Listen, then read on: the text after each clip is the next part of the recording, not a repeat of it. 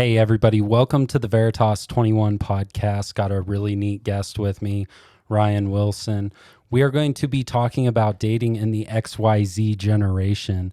I hope everybody has really tuned in to the Veritas 21 podcast. I've talked about quite a few topics in current day culture and in regards to our liberties as Americans and a little bit about my personal life.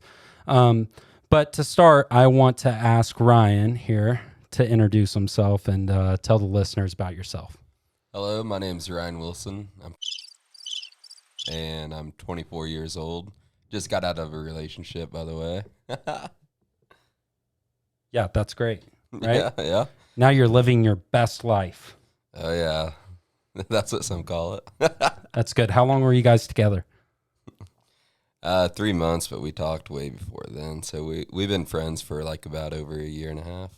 Yeah. Were you guys like really close friends or just kind of like you developed over time a friendship? We worked together. So it took a while, but then we became friends and we just started talking. Okay, but tell me about your upbringing. You don't have to say where we were raised because I don't want all the listeners knowing where we live because there's some crazy people out there. You know what I'm saying? Yeah. I mean, the season 3 of You just came out, and I don't want anybody like Joe Goldberg coming to my house. Yeah, exactly. Hello, you. Even though I'm not a girl, so I'd be good, huh? Yeah, right. Because guys don't have anything to worry about because there aren't crazy girls out there. That's for sure. Said nobody ever. I know, right? But tell me about you, not just about your dating. We'll get into your dating. Well, we'll start from whenever I was born, straight out of the womb. I had a bone sticking out of my head, so they had to go in for surgery, cut open my head, and they had to put artificial bone right in here. And it wasn't your forehead? No, it wasn't. Oh, so you weren't born a unicorn? No, I was born a side unicorn. I mean, the bone was kind of sticking out from the left. Defective. You were defective. Yep. Anyways, continue. All right, and then I was blind for a few days after that, and well, clearly still blind because I wear glasses. But went to school, nothing too exciting. Played a few sports. Yeah, what did you play? Played tennis, basketball, and soccer. But the basketball did not go past middle school. So, all right. I'm trying to figure out a way to formulate this question the best way possible. So those are all things about what you did. But who is Ryan Wilson?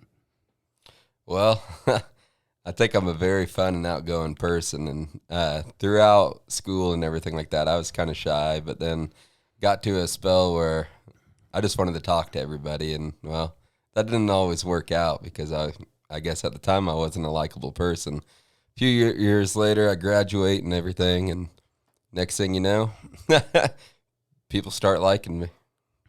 Yeah. But that social side of you now plays out. I mean, I can't freaking walk into a grocery store with this guy without everybody being like, oh, hey, Ryan, what's up, Ryan? And everybody's like, oh, it's Levi. I doubt that's what they're saying, man. But it's true.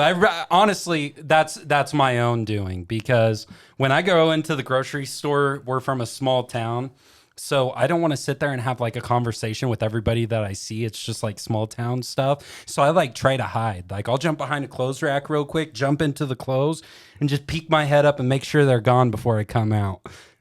See, and I'm not saying I'm a celebrity or anything like that, but I mean, going into a store in this small town, it's like I go into the store, I want to get my stuff and get out. Yeah. But it never works that way because there's always somebody that's walking up to me and saying, hey, Ryan. And then, like, if it's somebody that I haven't seen for a long time, they're like, oh, let's talk for a very long time. And then you can go get your stuff, and then you could leave the store. But on your way out of the store, you're going to see somebody else that you know more than likely in this town.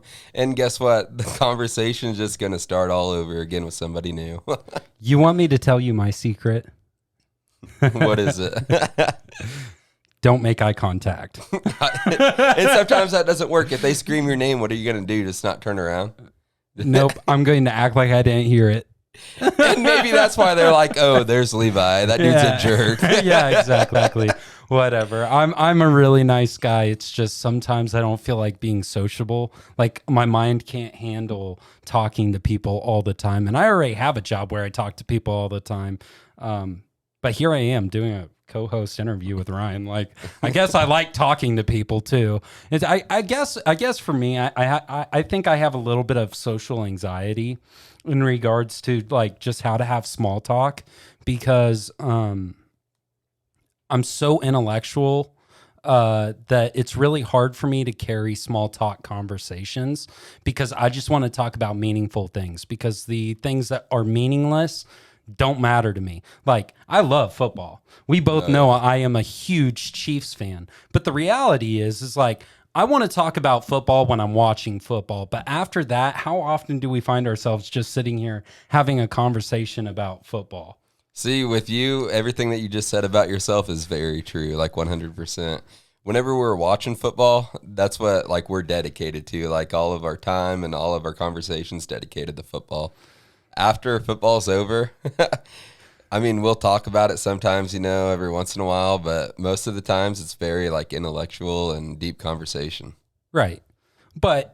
And for me, that allows me to grow and become smarter, get a little bit different perspectives, and probably allows you to be able to carry that intellectual conversation. Because let's be honest, there aren't very many people that's in the XYZ generation that can even carry deep intellectual conversations like that. Especially without getting offended. Yeah, especially without getting offended. Happens way too much. It's freaking ridiculous how many people get offended.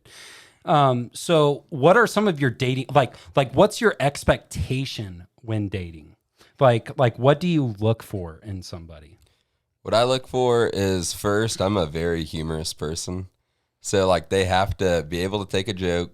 I have to be able to take a joke, like if you're going to give it, you better take it or, well, that's just not going to work. I've been there.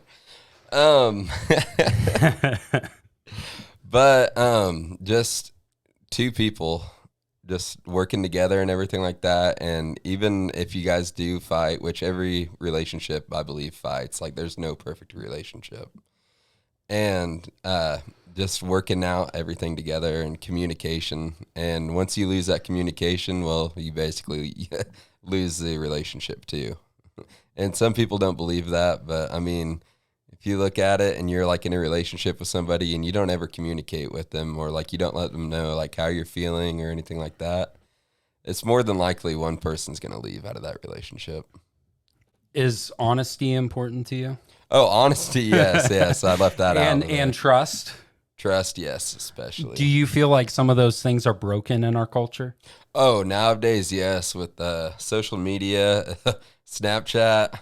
I mean, those Snapchat pictures, they just go away. Like, I mean, you could save them and everything like that, but if you're going to be cheating on your significant other, you're not going to want to save those pictures that, like, you talking to that guy or that girl, Right. It's so easy to get away with cheating nowadays because you can just delete that conversation, move on to the next one, go create a Tinder account, and just before you get back with your girlfriend for the evening, you can delete it, and then when she leaves, you can re-download it and continue on your slaying spree on Tinder. It's ridiculously easy to cheat, and not only that, not just that it's easy to cheat for a cheater, it's tempting for somebody that is in a loyal relationship, and that's the problem.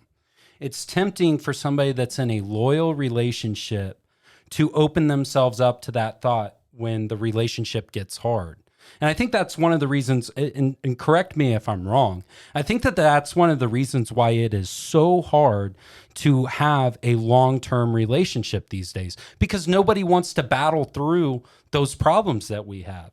I see it all the time. I'm not going to sit here and say that I'm a saint. I have a Tinder account right now, and I see it all the time. And you can attest to this too. I see it all the time on the account, like women that are like, I just want open communication. I just want honesty. I just want blah, blah, blah, blah, blah, blah, blah. Sometimes honesty and open communication is very brutal and open. And if you're open to that, then you have to be open to sometimes the criticism that you're asking for when you're like, hey, how do I look? What do you think about this? What do you think about that? Don't ask the question if you don't want the honest answer when you're putting it on your Tinder profile that you want honesty and open communication. Well, hey, a lot of people do not like hearing truth nowadays. I agree. And don't you think that that comes down to part of the problem in dating in the XYZ generation? Oh, most definitely. Most definitely. Right. Well, okay, so continue. So now, you told us all about your expectations in a woman. One thing I did leave out though, and this stands for you too, but religious views and everything like that. I'm a Christian, believe in God and everything. I don't think I would be able to work with somebody that was not a Christian or believe in God. Right. I think I'm the same way, or at least so I'm a very strong Christian. If you guys have tuned into the Veritas 21 podcast, I have a series called Finding the Sword where I cover a verse on Ephesians chapter 6. And it's just very important to me that I find somebody that's equally yoked with me, basically carries the same beliefs as me and has given their life to Christ, because I believe that if one day God blesses me with marriage, then through that marriage, it needs to be with somebody that's at least equally yoked in Christ. Right. Exactly. So that's why that's so important in our relationships. But I think that there's also a little bit of the, I can compromise a little bit on the politics.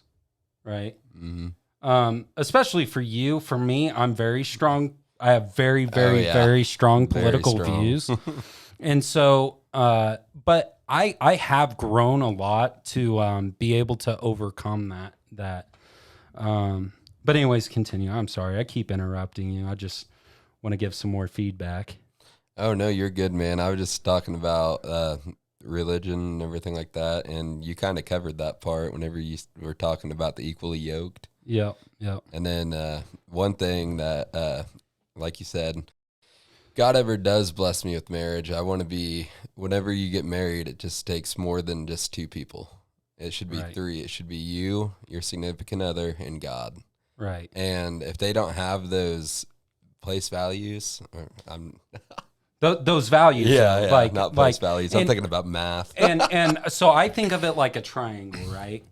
So my wife and I are here, but God is here. Yep. He's the mediator in my relationship with my wife.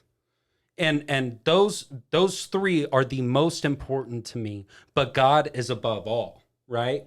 It's above the job, it's above the career, it's above your education, it's above any social work you can do, or even being a politician. I don't care if you're the president of the United States. It's still not more powerful than God.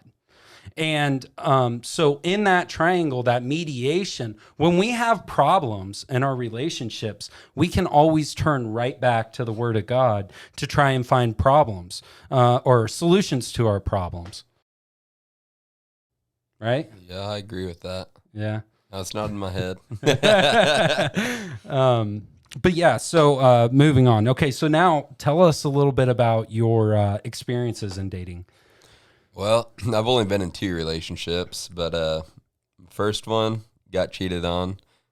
Very heartbroken about that one at the time, It was my first heartbreak, and then not only that, it was the first time I've ever been cheated on. And yeah, that got to me pretty good, and it kind of changed who I was for a while. And I don't feel like I've been the same since that, but I mean, I guess I'll How did it change you? How did it change That's you? what I was about to say. How it changed me is I'm scared of relationships nowadays because I'm always scared that the other person's going to cheat. I mean, with talking to other guys, and I believe girls can have guy friends. Like if I'm dating somebody, they tell me they have guy friends, like good for you. Like I have friends that are girls too, but whenever it's them going to hang out with them like alone or just constantly talking, that's just fishy to me. Right. Like it's one thing to have a guy friend. It's another thing to have a guy friend that you know and you trust. Exactly. Yep. Because if I was like friends with your girlfriend, you want to be worried. Oh, I mean, not we've at had all. this conversation 1,000 times. I mean, you want to be worried about me just as I want to be worried about you, just because we have that common decency, respect, and integrity amongst one another that we're not going to violate each other's relationships. And I think that goes for no matter how hot the girl is. Ryan is more important than the girl to me. You know? Yeah, because more than likely they're going to leave and it's just going to be us again. Exactly. And so that's another thing that's probably what you experienced, right? Is that they move on to this next person that they cheated on you with. Okay. I'm talking your specific one where you had how many? 5? Was it 5 in total? Yeah. And so eventually it's going to be like a recycling can, right? You toss it in, you remake the bottle comes back out, it goes back into the trash can, right? And that's the way the relationship works. Like once she cheats, she's going into that recycling can. Then the bottle gets remade. I'm in a new relationship. Then she's going to cheat again, and then she's going to go back into the recycling can, Passed and around so like on. a bottle of Crown. Exactly. So on and so forth, and she's going to go forth and conquer. Now, it doesn't always go that way. I'm not saying that. I'm just saying that there can be that rhythm in life. See, I've seen where it actually change. works out and everything like that, but from our personal experiences, Right. we don't see anything positive. Right. And so I'm actually reading this older book. It's called Faces of Rage. And in the first, I'm just a couple chapters in so far, but it's talking about how these hurts that we have that we didn't necessarily deserve, but because we couldn't get over that hurt, how it affects our current relationships. And I think that it's a unique perspective because it's talking about those insecurities that are built, and through that insecurity, it's that lack of trust, and in the middle of a open conversation or a argument, a lot of times that can turn into anger and being mad, or just totally shutting off to your significant other. And it's talking about the importance of getting over those internal hurts and insecurities so that you can give yourself fully to God, because it's a Christian book. Give yourself fully to God and fully to your wife. Yeah, I'd agree with that. Yeah, it's a really good book. I don't have the author off the top of my head, but it's a great book, Faces of Rage, and I would say, hey, go out and check it out. It's a great read. Let's say that you and your significant other are having relationship issues. Shoot, read it together. You know, I think that's the thing that I always missed in all of my relationships was I never put forth the effort when there was the problem. I was that shut down, scared, insecurities, lack of trust, all of that stuff. And so I just shut down. And then like I find something to do to like take all of my pain and all of my hurt away, whether that was drinking or going out and playing golf or working out or anything, overworking myself at work or starting a new business on a new adventure, whatever it was. I was doing that on my own independence without her, and I was leaving her out of my life by doing so. And then all it did was it just tore the relationship apart, when the reality is, and this is what we're talking about, is through that problem that we're having in the relationship, how can we overcome that in the XYZ generation? And I think that's by simple stuff, you know? You guys got into an argument. Let's sit down, and as abnormal as it sounds and as weird as it sounds, but hey, let's sit down. Let's read a book. Hey, let's be open to counseling. Be open to have a mediator come in and talk with you about those issues. You know? See, and that's the thing, arguing with your significant other, and my brain just went blank. I'm sorry, but I don't know if everybody's like me or not, but I mean, whenever I get upset, if I'm in an argument with somebody, I don't even think before I speak. Like, I just let my anger out, okay? And that's Yeah. my thing is I do not think before I speak. And Yeah. that gets you in way more trouble Put than your foot in your mouth. Yep. Yep. You just keep on digging the grave at that point, and like you don't even realize it until the argument's over, or you're just sitting there alone and you're like thinking to yourself, how could I have handled this differently? Right. So often we don't realize where we're wrong until we sit down in our bed at night and evaluate the whole situation. Mm-hmm. I was thinking about that today, and all of my past relationships, and how I want to turn it on them to make myself feel better. But the reality is I have to self-evaluate, take responsibility for the mistakes that I made in order for myself to improve, right? Mm-hmm. And I think, with your experience, continue with that. You got cheated on her. She cheated on you 5 times, Oh right? yeah. Oh yeah. And so I was broken about that for a while, and through the years I had chances of getting into a new relationship, but I just couldn't find myself to do it. So I would just hang out with a bunch of people I would never really date or look for a relationship. Well, then I don't even know, like 6, 7 years later, start talking to this girl, and we get pretty close. And I won't get fully into that, but I started falling for this girl, and I guess she was falling for me too. And then it was going great there for a while. Then just out of nowhere, she just said that she didn't feel the same anymore. So And that was your kinda, last girlfriend? yeah, that was my last girlfriend, my last relationship, and it's gonna be my last relationship for a while because that messed me up. I mean, I've been cheated on, and then of course left, and you would think like I can't even compare the two of being cheated on and being left, Right. because either way it sucks and it messes with your mental state. Mm-hmm. Mm-hmm. And so many times, like you're sitting there with how toxic it is, you're sitting there thinking about this person nonstop, Right. and like you want to shut it down and everything like that, but like there are certain times throughout the day that that's all you can think about. Yeah. Yeah. And so how do you approach your, well, okay. So you said you're taking a break from dating. I think Oh yeah. I think the XYZ generation is taking a break from dating as a whole. Well, hey, that's what most people say, and then next thing you know, they're just like, "Oh, let's rush into this," and that's what this generation is basically about, man. It's just rushing into things left and right. Like they don't even, like I Right. said earlier in arguments, I don't think before I talk.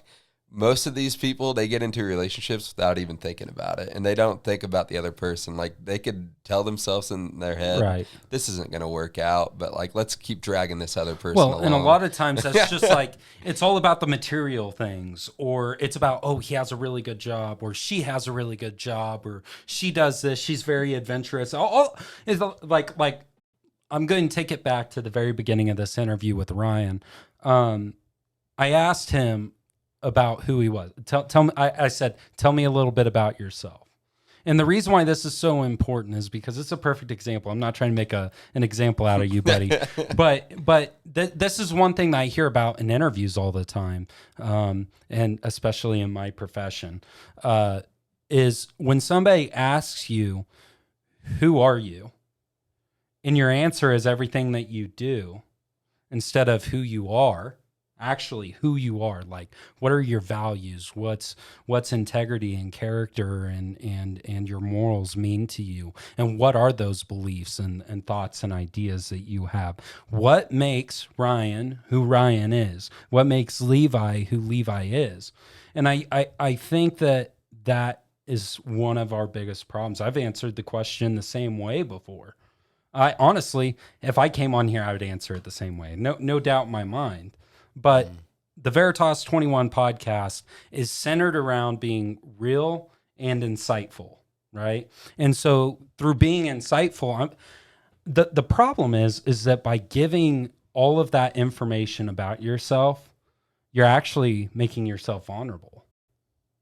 Would you agree? I agree with that 100%. Yeah, because then there's some people that are like, oh, that's stupid. Why does he feel that way? Why does he think that way? And there's this sense of, I'm not going to say bullying. Look, I don't care. People can say whatever they want about me. I don't care. But at the same time, deep inside of all of us, we all want to be liked by people around us. But there's so much hurt in our culture and society that we don't value that question. Who am I? Who are you? And how do you bring that into a relationship if you can't answer who you are?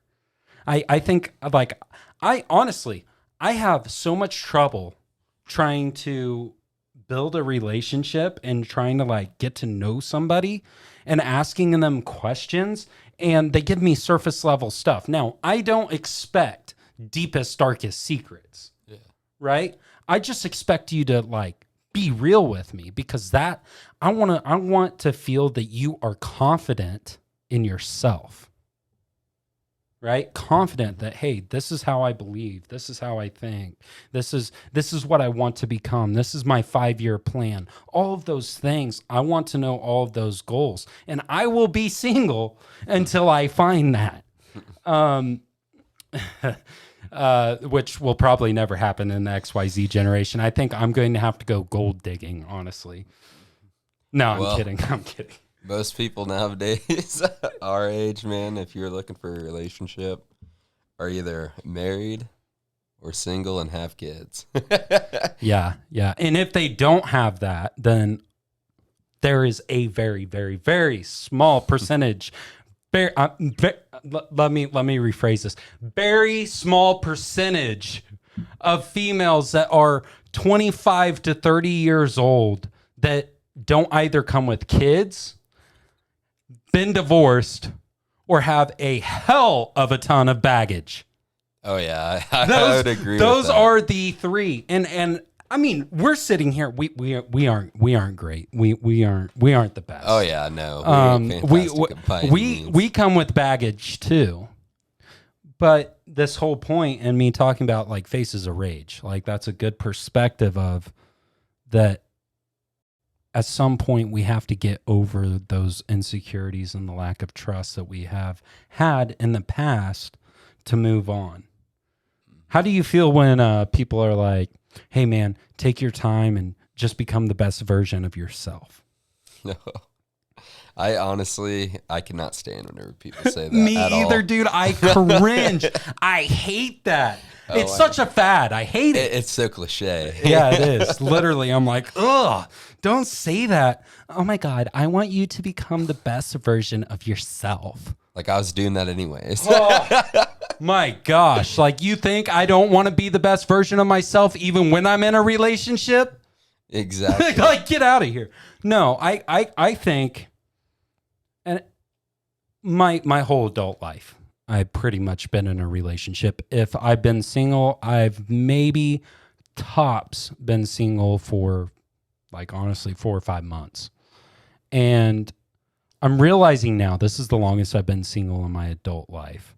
And I'm realizing now that I'm able to reflect back on all of my experiences in dating and maybe be able to find some solutions internally instead of putting that into my relationship with a new female. And also be able to resolve these issues between me and God. Because I need to be able to come to God with a clear mind. This isn't cliche, me bettering myself. I hate that. I'm not bettering myself. God is sharpening me like a sword and getting me ready for marriage is a beautiful thing, okay? Very beautiful thing. But it is a constant battle.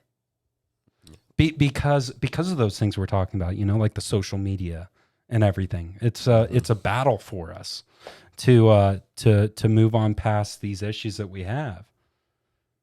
Yeah, I'm sorry, dude. I'm so bad about stealing the thunder in this. Do you feel like I am? Like, no, am I? No, okay, I'm not going too hard. No. I just thought of something in my head that was making me laugh. What You're was talking that? about being married and having to worry about all these social medias. But Ashley Madison. Right? And if you guys don't know about Ashley Madison, it was this like seeking affair like site. Here, you can probably explain it a little bit I better than I really I don't know much about it, but just like he said, it was like a app that you'd get. Not even an app. I think it was just a website. I don't know, but you'd get on there, and it was for people that were married and just seeking to have a. I can't even think of the word right now. But having an affair with Yeah, having some an affair. like Yeah, I can't. outside of your marriage. And it's like that's really where we're at. It's so freaking easy. Well, Ryan, I think we have talked. I have talked everybody's ear off. Is there anything else you want to say? Anything else you want to talk about? Do you have any questions for me? As of right now, no. Okay, you got a closing statement? No. Okay, cool. Well, again, guys, I'm Levi with the Veritas 21 podcast. This is Ryan Wilson. We will actually, if he's open to it, this is kind of an introductory of this series, but we will be looking for people in our age group in the XYZ generation that would come on to the Veritas 21 podcast and do an interview with us as we co-host. And so this was totally 100% open forum. We did not have an outline on how we were going to conduct this interview, which I like that. It leaves it open to a lot of freedom and what we discuss, and the conversation allows us to build. So I appreciate you coming on today and having this conversation. Yeah, thank you for having me. Absolutely. And I hope the listeners have enjoyed listening to this conversation if we haven't lost you yet. Again, guys, thank you so much for tuning in to the Veritas 21 podcast. Tune in again here soon. I'm not sure how often we will make an episode, but we will do our best to at least mark it when a new one is coming out. Shoot me an email, like the Facebook page. If this is posted on YouTube, please like and subscribe, as this will be the first YouTube video that's posted for the Veritas 21 podcast. Please like and subscribe to that, and then share all of the information on Spotify, on Apple Podcast, on Anchor, or wherever you catch your podcast at. Thank you guys very much for listening to the Veritas 21 podcast. You guys have a great rest of your week, and God bless.